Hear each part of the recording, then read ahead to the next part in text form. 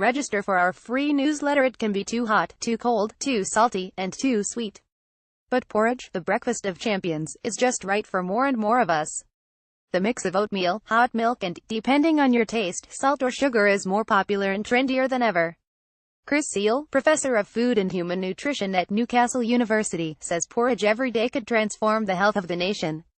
And, in 10 days' time, porridge makers from around the world will once again compete for the coveted golden spurtle in Carbridge, in the Highlands. We buy nearly twice as much porridge as we did 10 years ago, and some brands have doubled sales in the last year alone. Sales are booming so much that producers are churning out oats all year round to cope with demand.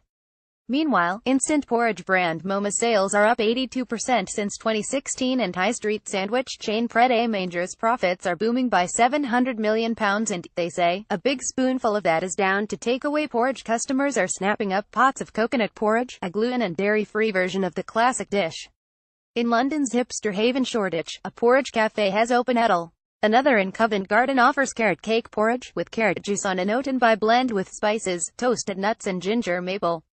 Overnight oats, soaking porridge in milk in the fridge through the night, is now one of the favorite recipes of online food celebrities such as Deliciously Ella and Pinch of Yum. Porridge giant Quaker have launched pre-prepared pots of overnight oats in Asda, Tesco and Sainsbury, and marketing manager Eric Williams says porridge has never been cooler.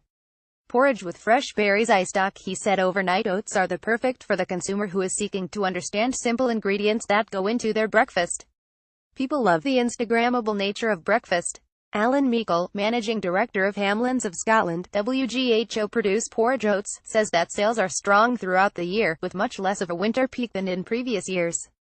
Porridge has always been the favorite breakfast choice for health eaters, but the growing trend for breakfast on the go, satisfied by the wide range of instant porridge pots and sachets, and the huge interest in overnight oats, mean that porridge really is a year-round breakfast favorite, he explained. We used to ramp up production at our mill in Boyndy over the build-up to winter and throughout the winter months, but we're now working 247 all year round to cope with demand. Alan hailed the humble oats' versatility as key to its current success.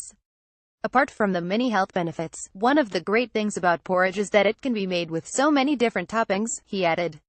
Personally, I love adding a handful of blueberries into porridge in the final couple of minutes of cooking. The berries burst and the juice sweetens the porridge. The World Porridge Making Championships features a specialty category that celebrates the diversity of porridge, and over the years we've seen many wonderful entries. California-based Christina Contis' Sticky Toffee porridge from 2014 is particularly memorable. A demand for fancy porridge isn't the only way breakfast has changed in the past 50 years. How we eat the most important meal of the day has changed from one generation to the next. We take a look at how the traditional breakfast spread has changed in half a century. Full Scottish breakfast icestock 1967, free up, eggs, bacon, sausage, black pudding and toast. The first known use of the term free up was 50 years ago, when this meaty feast was in its heyday. By the 60s, half of all adults and teenagers had a cooked breakfast every single morning. But by the 70s that number had already begun to fall as people turned away from greasy, unhealthy breakfasts. Cereal, Rice Krispies, Sugar Smacks, Kellogg's Corn Flakes. Breakfast cereal is an American invention, but we took to it quicker than you could say snap, crackle and pop. By the mid-60s cereal was enormously popular, and now we're the second largest consumers of breakfast cereals in the world after the Irish, munching our way through 6.7 kilograms each per year. Despite that, sales were down by £40 million in the last year. Tea, loose leaf tea made up the majority of the tea market in the 60s, with 97%, although invented decades before. In the early 60s, tea bags made up only 3% of the British market, but this has been growing steadily ever since. By 2007, tea bags made up a phenomenal 96% of the British market.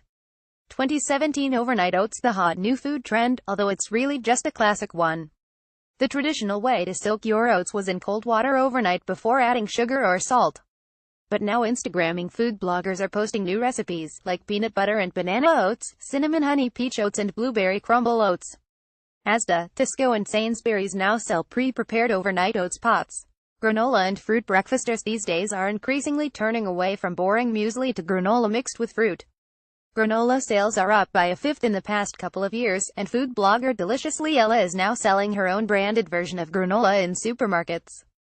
Campaigns to eat 5 portions of fruit and veg a day, it seems, are beginning to pay off. Sales of fruit for breakfast are up by £107.9 million this year alone. Breakfast drinks statistics show younger people are less likely to sit down for breakfast but are still eating it. That's because busy employees are increasingly opting for on-the-go breakfast drinks. Products like Weetabix on the go, with the same nutritional content as a bowl of cereal, hit the market 4 years ago and have been growing ever since.